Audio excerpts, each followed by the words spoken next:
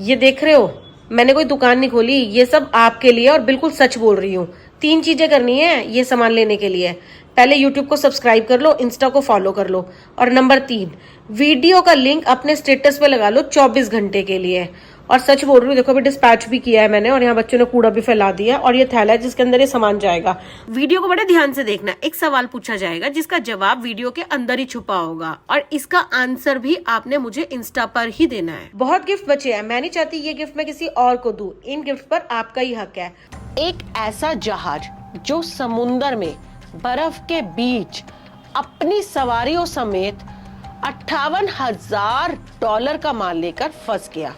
उसके बाद वो जहाज बर्फ के तूफान में वहां से गायब हो गया। कभी 5 साल बाद, तो कभी 10 साल बाद, और कभी 20 साल बाद वो जहाज लोगों को दिखाई दिया। तो ऐसे में इस जहाज का नाम पड़ गया भूतिया जहाज। तो बिना देरी किए हम वीडियो को स्टार्ट करते हैं। SS बाय चीमो जहाज की शुरुआती तौर पर माल ढोने से हुई। स्टार्टिंग में इसका नाम एंगर मैने लफवेन था। 1914 में स्वीडन से फर्स्ट वर्ल्ड वॉर के दौरान इस जहाज को चलाया गया था। 70 मीटर लंबा ये जहाज था, एक स्टील पतवार थी और सॉलिड भाप इंजन था इस जहाज का। स्वीडन और जर्मनी के बीच व्यापारिक जहाज के रूप में काम करता था। जैसे ही युद्ध खत्म हुआ, अंग्रेजों ने इसे जर्मनों से मुआवजे के तौर पर जब्त कर लिया, और ऐसा कहा जाता है कि कनाडा की एक कंपनी जिसका नाम हडसन बे था, उसने इस जहाज को अंग्रेजों से लगभग $18,000 में खरीदा था। फिर इसका नाम एंगर मैने लफवेन से SH बाय चीमो पड़ा। हडसन की ये जो बे कंपनी थी ना, स्टार्टिंग में इस जहाज को बहुत ही बिजी रखती थी। कुछ वर्षों तक बिजी रहने के बाद ये जहाज अक्सर सिंदूर उत्तर में, ये स्कॉटलैंड में अपने घरेलू बंदरगाह से साइबेरिया, अलास्का, यूकोन और उत्तर पश्चिमी क्षेत्रों के लिए रवाना हुआ। ये जहाज फल खालों का व्यापार करते हुए पनामा नहर और यहाँ तक कि स्वेज नहर से भी होकर गुजरता था। स्टार्टिंग में सब कुछ अच्छा चल रहा था। कभी कभी ये जहाज सवारियों को भी ले जाता था, और इस जहाज ने 9 अलग अलग यात्राओं के दौरान समुद्र का भी सामना किया। बट अब यहाँ से जहाज का बैड लक स्टार्ट हो जाता है। मंथ था अक्टूबर का और साल था 1931। उस दिन ये जहाज बर्फ के बीच में अन्य जहाजों की तरफ फंस जाता है। तो चालक दल के कुछ लोग निर्णय लेते हैं कि वो बैरो शहर, जो कि अलास्का में है, वहां चले जाएंगे। बट 22 में से 15 लोगों ने ये डिसीजन लिया कि वो कहीं नहीं जाएंगे, क्योंकि इस जहाज के अंदर $58,000 का माल है। तो ऐसे में लोगों ने जहाज के साथ साथ उसके माल को बचाने का डिसीजन लेते हुए वहीं रुकना बेहतर समझा। उस समय ये जहाज हडसन की बे कंपनी के पास था। तो ऐसे में कंपनी ने अपने एम्प्लॉयज की रक्षा के लिए कुछ आपूर्ति भेजी।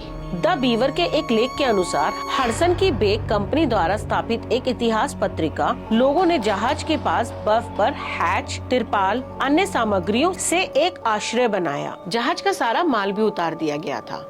करीब करीब 1 महीने बाद बर्फ का तूफान आया, और तूफान के बाद जब लोगों ने देखा तो जहाज वहां से गायब था। तो ऐसे में कुछ लोगों ने सोचा कि जहाज शायद डूब गया होगा। पर बर्फ का जो मंजर जिस पर लोगों ने अपना सामान उतारा था और आश्रय लिया था, वो बहुत ही ठोस था। उसकी वजह से सब चालकों की जान तो बच गई, पर जहाज बर्फीली जेल से मुक्त हो चुका था। चालक दल अपने जीवन में वापस चला गया, और ये जहाज भूतिया जहाज बनकर आर्कटिक जल के ऊपर तैरता रहा। सबसे पहले इस जहाज को 1933, फिर 1934, फिर 1935 में देखा गया, और फिर कुछ सालों के लिए जहाज गायब हो गया और दिखाई दिया 1939 में। फिर ये जहाज एक लंबे दौर के लिए गायब हो गया और दिखाई दिया 1969 को। तो इस तरह ये जहाज पानी के ऊपर रुक रुक कर दिखाई दिया। इसने इसे इतिहास में सबसे लंबे समय तक चलने वाला भूत जहाजों में से एक बना दिया। गाइस, कैन यू बिलीव, ये जहाज 38 सालों तक ड्राइवर रहित रहा। 1930 के दशक में 3 समूह कुछ समय के लिए इसके ऊपर तो चढ़े पर इसे किनारे तक लाने में असफल रहे। किसी न किसी तरह खराब मौसम हमेशा बना रहता। जो लोग काफी करीब आ गए उन्होंने दृश्यमान शक्ति देखी, जैसे कि प्रोपेलर का गायब होना। बाद में देखे जाने पर इसकी लिस्टिंग की सूचना मिली। इतने लंबे समय तक पानी के ऊपर इस जहाज का तैरते दिखाई देना अपने आप में ही बहुत बड़ा एक रहस्य है। एक बहुत ही फेमस राइटर है जिनका नाम है एंथनी। उन्होंने ये गेस किया कि शायद ये जहाज पानी में कहीं डूब गया है, पर इस जहाज के पीछे की सच्चाई आज तक किसी को नहीं पता चली। अनुमानतः एक आंकड़े के अनुसार करीब 4000 जहाज अब तक डूब चुके हैं अलास्का में। हालांकि यहाँ की गवर्नमेंट ने 2006 में एक मुहिम तो चलाई थी, मतलब परमिशन लेने की कोशिश की थी कि वो समुंदर में जाके चेक करना चाहते हैं कि उन बचे हुए जहाजों के अवशेषों का क्या हुआ, बट इसकी परमिशन उन्हें मिल पाई, वो जहाज ढूंढ पाए। इस बारे में मेरे पास बहुत अधिक जानकारी नहीं है। अगर आप इस बारे में कुछ जानते हैं तो प्लीज मेरे साथ जरूर शेयर कीजिएगा।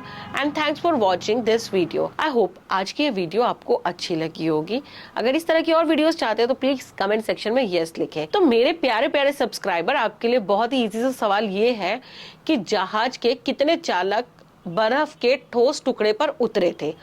बस पैटर्न को फॉलो करो और मुझे इंस्टा पर रिप्लाई करो। और अगर अभी भी आपको आंसर नहीं पता चला है तो जाके वीडियो को दोबारा देखो। Thanks for watching. I hope आपको आज की ये वीडियो पसंद आई होगी। अगर आई है तो प्लीज वीडियो को शेयर करो, कमेंट करो एंड चैनल को लाइक करो। इस वीडियो को भी लाइक करो और न्यू हो तो सब्सक्राइब करो। Thanks for watching. बाय।